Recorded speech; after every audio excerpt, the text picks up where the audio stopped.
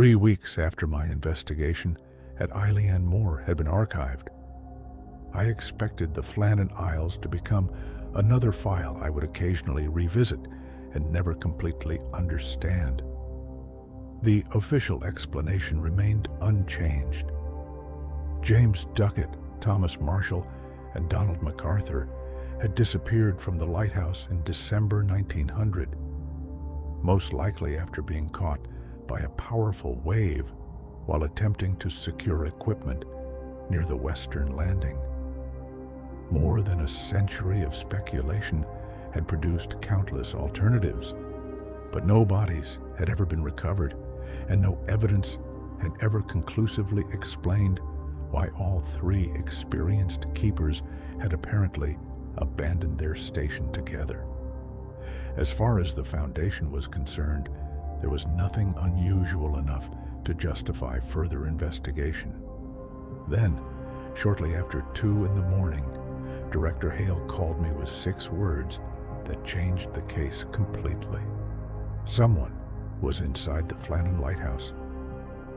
Eilean Mòr has been uninhabited for decades, its lighthouse automated, and the island visited only when maintenance or inspection requires it. That made the first report easy to dismiss. A remote monitoring system had registered movement inside the lighthouse during a severe Atlantic storm, followed several minutes later by mechanical activity from equipment that should not have been operating. Engineers initially blamed an electrical fault, but the same thing happened again the following night. This time, an internal sensor recorded a door opening, remaining open for 43 seconds and closing again. No vessel had approached the island. Weather conditions made an unauthorized landing almost impossible, and the maintenance team responsible for the lighthouse confirmed that nobody was scheduled to be there. By the time I arrived at the Foundation's regional operations room, Hale had already obtained the monitoring records. He played the recordings without offering an explanation. Most contained nothing except the low vibration of wind striking the lighthouse walls. But the final recording was different. Somewhere beneath the noise came a slow metallic movement, followed by 3 distinct impacts separated by several seconds. The sound was too deliberate to be loose equipment shifting in the storm. 3 knocks, silence, then 3 more. Hale paused the recording and looked at me across the table. Neither of us mentioned the obvious connection to 3 missing men, because coincidences become less comforting when you work for the Foundation. I returned to Eilean Mòr 2 days later aboard a small Foundation vessel operating under the cover of a lighthouse engineering survey. The weather had improved, although the Atlantic still struck the cliffs hard enough to throw spray high above the western landing. From the sea, the lighthouse looked exactly as I remembered it, a solitary white tower standing above an island of dark rock and grass, surrounded in every direction by empty ocean. There was nothing supernatural about the site itself, yet knowing that something had apparently moved inside that tower while the island was completely deserted made the approach feel very different from my previous visit. The first hours produced nothing unusual. I inspected the keeper accommodation, storage areas, lighthouse tower, and exterior buildings, while a portable Foundation scanner recorded structural measurements. There were no footprints, forced doors, or signs that anyone had recently occupied the station. Dust remained undisturbed across several interior surfaces, and the equipment responsible for the unexplained activity showed no obvious mechanical failure. If someone had entered the lighthouse, they had somehow done so without leaving a single physical trace. It was only when I compared the scanner's measurements with the original architectural plans that I realized we had been looking for the wrong kind of evidence. The external dimensions of the lighthouse complex did not match the available internal space. At first, the difference was small enough to blame on 19th century construction records, but repeated measurements produced the same result. Almost 2 meters of space existed between the rear wall of the original keeper accommodation and the exterior stonework. Yet, according to every surviving plan, that space contained nothing. I returned to the corridor and examined the wall more carefully. Layers of paint and later renovation work concealed most of the original masonry. But near floor level, I found a narrow iron edge embedded behind a wooden panel. Someone had deliberately built over it. Removing the panel exposed an iron door barely wide enough for one person. There was no handle on the outside and no lock that I could identify. Its surface was heavily corroded, but the surrounding stonework was much older than the lighthouse built above it. When I placed my hand against the metal, I felt a faint vibration traveling through it at regular intervals. 3 pulses followed by silence, then 3 more. The sound recorded by the monitoring equipment had not come from inside the lighthouse at all. It had come from behind the wall.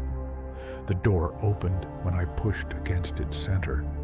Beyond it was a narrow stone staircase descending beneath the lighthouse, cut directly into the rock of Eilean Mòr. The construction immediately ruled out any connection with the original lighthouse builders. The steps were uneven, worn smooth in places, and far older than anything above them. Salt water glistened across the walls, despite the staircase lying well above sea level, and the air carried the cold mineral smell of a cave exposed after centuries. I contacted Hale and told him what I had found. His response was immediate. Document everything, proceed carefully, and withdraw at the first sign of boundary activity. There was no boundary activity. That was the first thing that bothered me. Every instrument I carried remained almost perfectly normal as I descended, including equipment that had reacted violently at other foundation sites. Whatever existed beneath Eilean Mòr did not behave like a rift. Approximately 30 meters below the lighthouse, the staircase ended inside a circular chamber carved from black stone. The walls contained no writing, symbols, or decoration that I could initially recognize. There was only a doorway standing in the center of the chamber where no doorway should have been able to stand. It consisted of 2 upright slabs supporting a single horizontal stone, forming a rectangular opening large enough for a person to walk through. There was nothing behind it except the opposite wall of the chamber.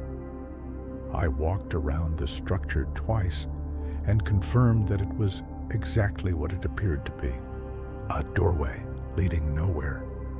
Yet the floor immediately in front of it showed signs of repeated use. 3 shallow depressions had been worn into the stone, positioned side by side, as though people had stood there many times, waiting for something to happen.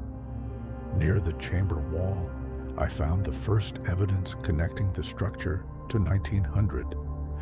A rusted metal tobacco tin had been placed carefully inside a natural recess in the rock. Inside were 3 objects wrapped in deteriorated cloth: a brass button, part of a watch chain, and a small metal identification plate, bearing the type used by lighthouse personnel at the beginning of the 20th century. Foundation records later confirmed that the button matched the uniform issued to James Ducat, while the watch chain was consistent with an item mentioned among Thomas Marshall's personal effects. Someone connected to the missing keepers had been inside that chamber. Beside the recess were scratches cut into the stone. They initially looked random, but closer examination revealed 3 separate groups of tally marks. Each group contained dozens of lines, with later marks carved deeper and less carefully than those preceding them.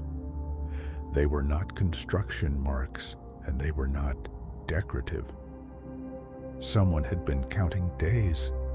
The implication was difficult to ignore. If the objects belonged to Ducat, Marshall, and McArthur, then at least one of the missing men had survived long enough after entering this chamber to begin keeping track of time. I searched the chamber for almost an hour before discovering a narrow cavity beneath the lowest stair. Inside was a folded sheet of material unlike ordinary paper. It felt closer to treated fabric, although its surface was impossibly thin and remained undamaged despite apparently spending more than a century beneath the island.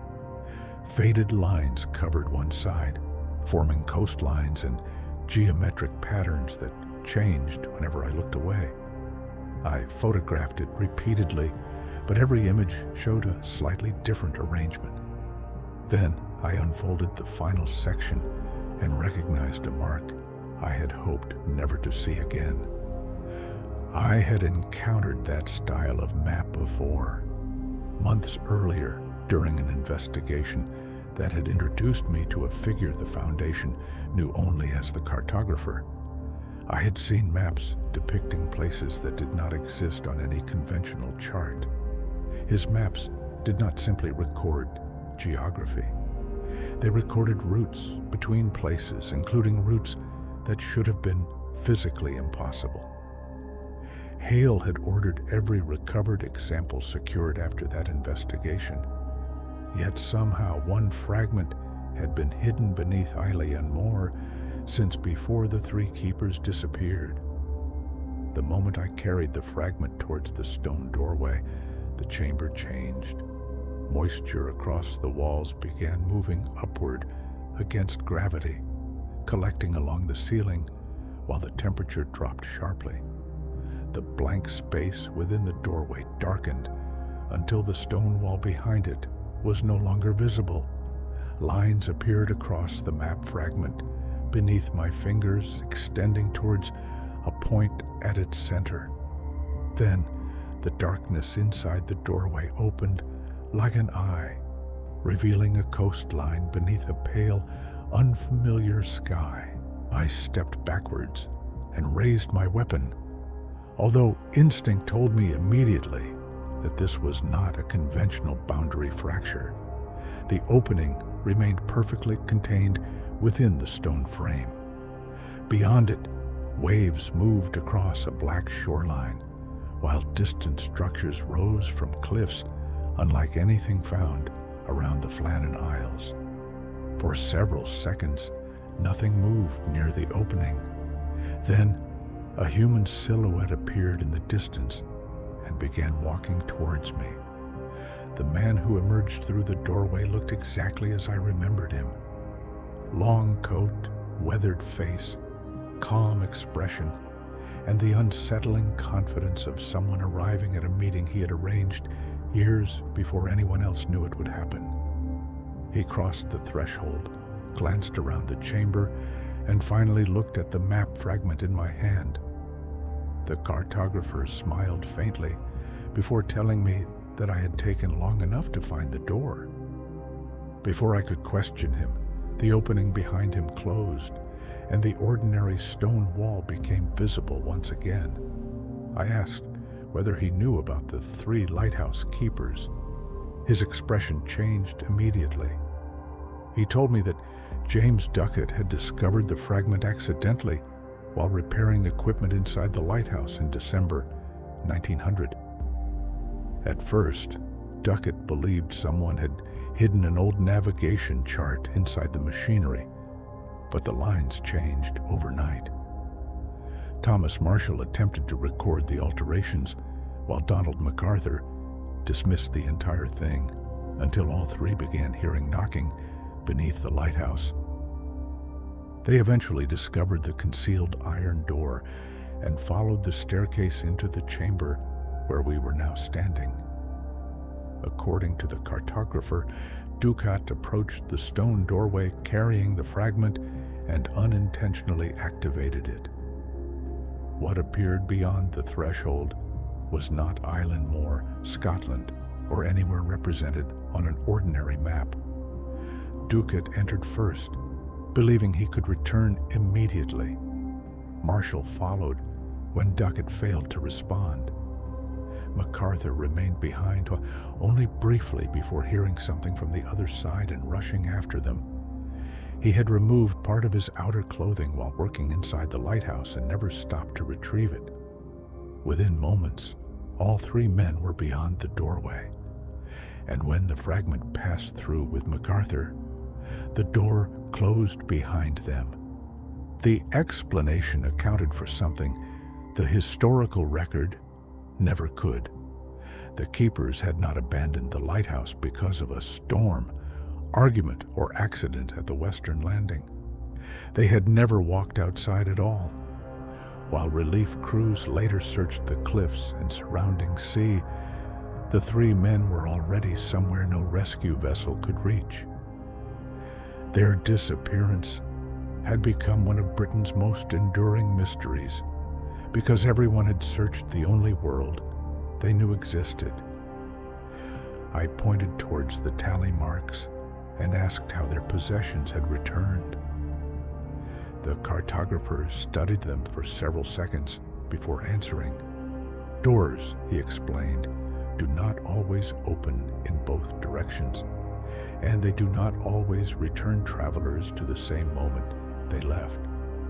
Objects sometimes cross where people cannot. Time behaves differently along certain routes, particularly those that have remained closed for generations. The marks proved only that someone had returned to this chamber long enough to make them. They did not prove which keeper had done it when it happened, or whether any of the three had ever truly returned home. Then he told me why he had allowed me to find the fragment. There were places beyond the Foundation's boundary network that could not be reached through ordinary rifts.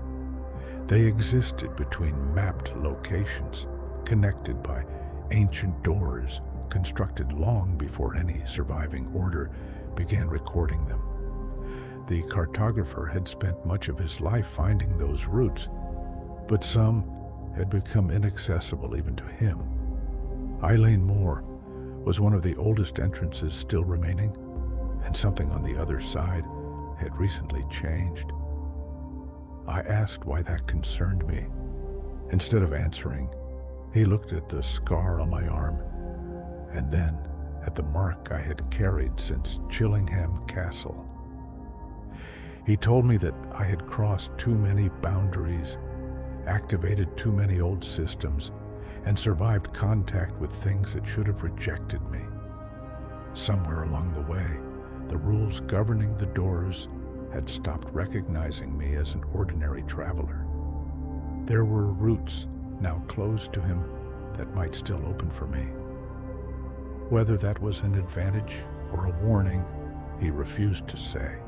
From inside his coat, he removed a folded object and placed it in my hand. It was a map unlike any I had seen before. The material was completely black, absorbing the beam of my torch rather than reflecting it, while a single thin route crossed its surface. One end terminated at a shape I recognized immediately as Eilean Mòr.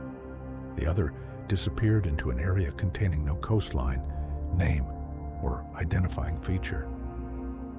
I asked where it led. The cartographer told me that if he knew the answer, he would not need me. I reached for my radio to contact Hale, but the cartographer caught my wrist before I could transmit. For the first time since appearing, There was genuine urgency in his expression. He told me the Foundation could know about the chamber, the door, and even the truth behind the disappearance of the keepers, but they could never know about the black map. Some routes were dangerous because of what waited at their destination. Others were dangerous because of who would try to control them once they knew those routes existed. Then he released my wrist and told me to decide which kind I was holding. Before he left, I asked the question that had followed the Flannan mystery for more than a century. Were James Ducat, Thomas Marshall, and Donald McArthur dead? The cartographer turned towards the stone doorway, but did not activate it. He told me the three men had found somewhere that was never meant to be found, and that death was not always the most useful way to describe what happened to people who crossed certain doors. When I demanded a clearer answer, he looked back at me and said that if I followed the black map far enough, perhaps one day I could ask them myself. The stone doorway opened without the fragment. Darkness filled the frame, followed by the brief appearance of a landscape I could not identify. The cartographer stepped through and vanished. Seconds later, the opening collapsed, leaving nothing except bare stone visible through the frame. My instruments recorded no energy spike, no boundary fluctuation, and no evidence that anything extraordinary had occurred. I stood alone beneath Eilean Mòr, holding a map that every Foundation protocol required me to surrender immediately. When I returned to the lighthouse, Hale contacted me and requested a preliminary report. I told him about the concealed staircase, the chamber, the door, and the evidence belonging to the missing keepers. I told him the cartographer had appeared and confirmed that the three men crossed through the structure in December 1900. I even told him that the door represented a network older than the Foundation's known boundary sites. There was only one thing I left out. The black map remained folded inside my coat when I left Eilean Mòr. Foundation teams arrived the following morning and sealed the staircase, while specialists began examining the chamber. The official black file concluded that the disappearance of the Flannan keepers involved an unidentified translocation structure beneath the lighthouse, and that their ultimate fate remained unknown. Hale questioned me twice about whether the cartographer had given me anything before leaving. Both times I told him no. For several weeks, the map did nothing. I kept it hidden inside a locked compartment in my apartment and checked it whenever I was certain I was alone. The same thin route remained visible across its black surface, beginning at Eilean Mòr and disappearing into emptiness. Eventually, I began to wonder whether the cartographer had simply given me another mystery with no immediate solution, and whether whatever waited at the other end might remain there indefinitely. Then, one night, I opened the compartment and unfolded the map again. The route from Eilean Mòr was still there, but it was no longer alone. A second line had appeared across the black surface, while the map had been locked away. It began nowhere near the Flannan Isles and moved slowly across the material as I watched, drawing itself towards a destination that had not existed the night before. I didn't recognize where it was leading, but beside the new route was something I understood immediately. 3 fresh tally marks.